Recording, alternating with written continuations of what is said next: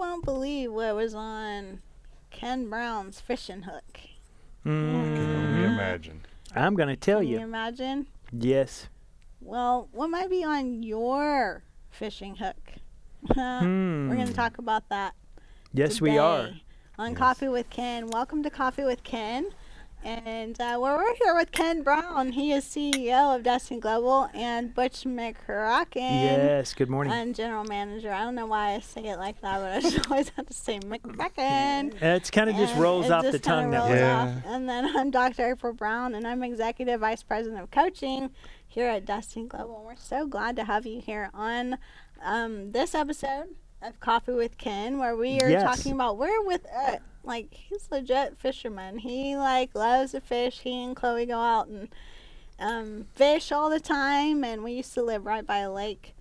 And We they would go fish. fishing all the time. And Sometimes you get surprised at what you get on there. and we So one were- time we went bass fishing, and I caught something, but it wasn't a bass. In fact, and it wasn't a tire. I know what you were thinking.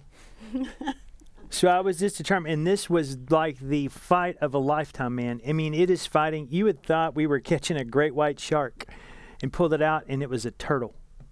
It was a turtle, but it was a snapping turtle. Good soup. Yeah. Oh, well, it would snap and take your finger off. So we had to clip the hook and reset our line. Yeah, we caught a turtle, a big Crazy. turtle. Yeah, and we recently learned something really interesting about lures What did you learn? and what might lure a fish when we went to Colorado. We did. And we tried everything, and then what was it that ultimately Well, yes. So worked? I had the cheap route and I had expensive route. So at the grocery store, I had been as a child. We would go fishing in the White River and places like that. When we'd go to Missouri or to Arkansas, and you would stop in the motorhome and go to the fish farm, the trout farms, and so you would they would put little pieces of corn on the hook, and the trout would bite it. Well, you think that's because you're at the farm. You don't ever think that's really going to work in the wild. So we go to the store up where we were at in Colorado, and the water is pristine and it's cold, and you can just see the fish in it. And like, man, this is so good. And I got just the bait. It looked like little balls of caviar, and it was going to attract them in, and we did it. And we used all that and caught nothing. So then we go back to the car and get out the 49-cent, 79-cent can of corn, pop the top on it, pull the corn out, and everyone starts catching trout We all caught. with kernels A of fish. corn. So there you go. There's your lesson for the day Mine on was this big. Yeah, they weren't very big, but they were fun. It was a lot of fun. And that was one of our goals as a family. We wanted to we Yeah. wanted to go fishing in Colorado, and you got so intrigued with something that was not a fish, not even in the water, because a bald eagle Yeah, it was in landed the on the tree behind us, and so April stayed and just talked to the bald eagle in the tree the whole Yeah, half the time I that was we were just there. Videoing it and watching the bald eagle until he took off, and we could see them swoosh down and get the fish. It was Oh, that's pretty incredible. Yeah, it was really cool. It was super cool. And we saw a moose We right did. out our kitchen window. cool. Did you use corn to get them to come in? I didn't get it. Yeah, I didn't do that. That's good, but no. But when we do these kind of things, we really do them to create memories. That's right. What we have learned as parents is that we used to buy all the expensive things and do, the Christmases, we would go out of our way and the most incredible Christmases. Everybody got everything they ever wanted. That they asked for. Santa Claus, but they're oh, Santa, Yeah. here's what I want. And we finally learned that that's really actually none of them ever remembered what we gave them, all of the things that we gave them for Christmas. But we always talk about our vacations experiences. and our Oh, yeah. experiences. It's amazing. Yeah, and Yeah. so every time we went to Montana, we always wanted to see a moose.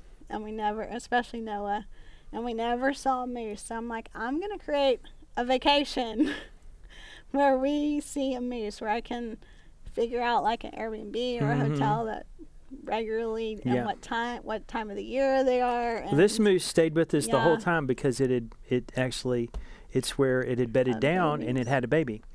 So it stayed right there. It's just there the whole time. It's just crazy, Wow. but yeah, yeah. you would see 'em you just had to be throughout the whole careful. week. Moose aren't going to be your best friend, by the way. But you know what? This kind of leads you down a discussion Yeah, that you kinda. probably didn't see this coming. Is about those gifts and things. What's on your hook? Do you have a hook of gratefulness and gratitude? Or are you holding on to bitterness? Because whatever is hooked, you think you have it hooked, but actually it hooks you. Yeah, and that's what we saw that we were kind of fostering even in our children, was that we were not fostering that heart and that attitude of gratitude, that they So just true. had entitlement and expectations of what they would get during Christmas, and Yeah. like really how to foster Yep. that heart of gratitude and being thankful for what they have. And so everything that we do is to really try to foster that heart of gratitude. Mm-hmm. And it just is so much easier in relationships when you have a heart of gratitude. When For you sure. are ungrateful for like that relationship and the things that happen in that relationship, where you have expectations or entitlement, whether it's marriage or children to their parents or parents with their children, whether it is in friendships, working relationships, like Yeah. it's such an important value to have, to really be It's grateful so true. So true. for the job that you have. If you're in a job and you're not grateful for the job that you have, and Be that grateful. comes out. It comes out of Yes, it um, out of our heart. The mouth speaks, and Yeah. if we're grateful, that's just going to come out. It's going to allude to everything that you do in your job, in your Yeah. workplace, and the people that you're around.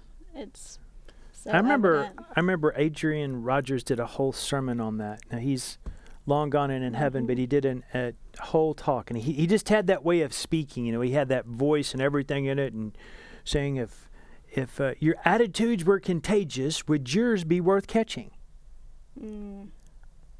Yeah. It's just thinking, what are you portraying to other people? Yeah. How do other people, because you perceive yourself in one way, and that may not be reality of how other people are actually perceiving you. Are you taking their personality, their skill, their gem is what we teach at First Steps to Success, and Carmen does such an amazing job at that. And we talk about Thanksgiving and edification.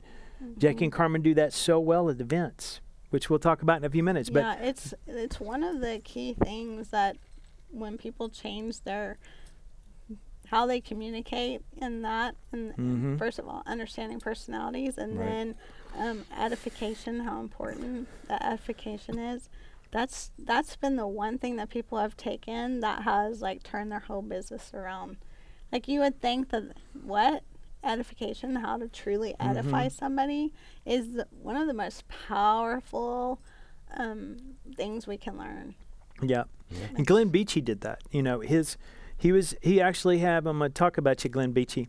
So he had a bit of a sour attitude towards one of the suppliers, but this company recommended him, but it was always typically with strings attached.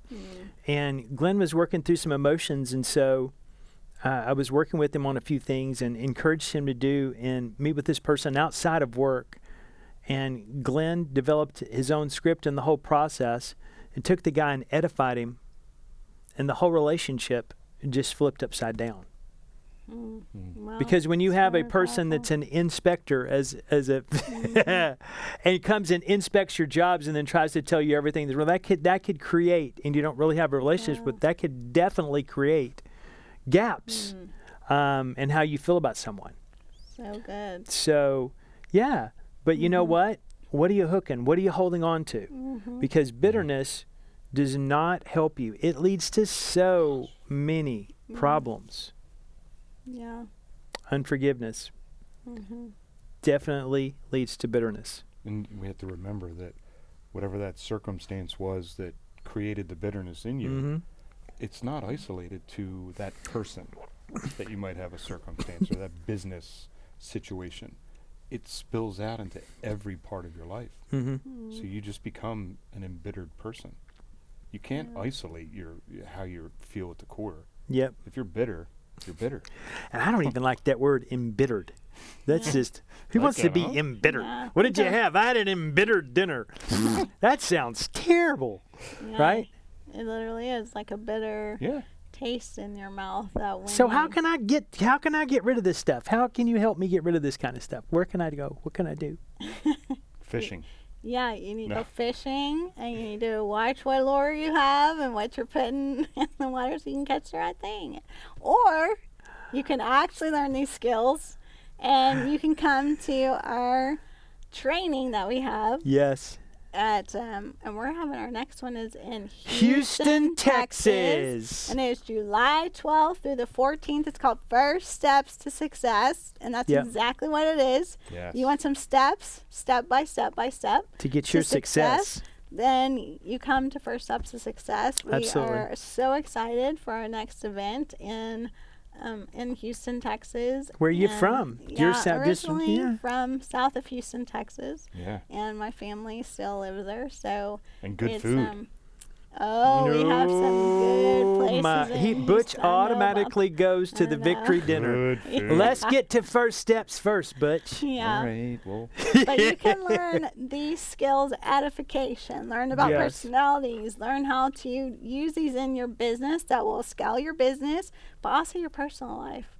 It's Yeah. not just in business. All of Yes, these so things good. can transfer into your personal life Mhm. and into your business. And a lot of times, like even when we talk to people, like you can have something where you're coming to a business conference and it can really like help you in your in your personal life. Yeah. Like we literally can these things and these steps that you learn here and the skills that you learn can help you in every area of your life, and it's Yes. so powerful. and I If you think own a that's what- business, you need to be there. I mean, it's just a fact. Because we're saying, if you're in a small and mid-sized business, especially, and you own it, get there. Get your people there. The results are crazy. They speak for themselves. It has nothing to do with even advertising. Just talk to the people that have been there and look at when they came and where they're at now.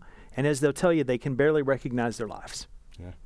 Go ahead, Butch. Yeah. No, I was going to say, I think that one thing that's unique about First Steps, and I've been through plenty of seminars in my career, of which none of them I've gone back to, is we fail to realize, and First Steps identifies it, that it's not isolated to business. It's not isolated to Correct. personal. It's not isolated to relationships. They're all intertwined. And all of the things that I've gone to have been isolated. And you try to fix one area, and you it's almost impossible because something else is really messed up. That's why a lot of Exactly. people come to the event with one focus and go, oh my gosh, I really need to get this in Yeah. line. But First Steps breaks that down for you. It really does. It It helps you is show everything is so true. intertwined So so that true. you can spider out across those It's things so within true your life. because you might be, get that going in your business, but then if you don't learn the practical steps of also your relationships, Mhm. then and you're not in balance with that, then your personal relationships affects your business, whether Yeah. you think it does or not. And your business relationship, the things going on with your business, affect your personal. It's just undeniable. it's literally the way it You is. cannot separate them. And so to have a business that training that encompasses all of those things is so, and it really focuses on business, but it just happens to Yeah. really So also good. bring in so many of the relationship stuff that helps in every area. So Yeah. it's very powerful. We've all experienced it. We have so many testimonies of what you just mentioned, Glenn Beachy. The stories are there. The results are. Go to time and time again for over destinyglobal.com 30 and look for years. yourself. Yes, Yeah, go to the link is below. destinyglobal.com. Click Yes. on there, get your ticket because Yes. we would love to see you there, and get your ticket quickly. Get your hotel room so that you can be there in Houston, Texas. And thank you so much for joining us. What is on your lure? Take a look. Take a look, and we'll see you next time on Coffee with Ken. See you Thanks soon. Thanks for joining. See you, gang.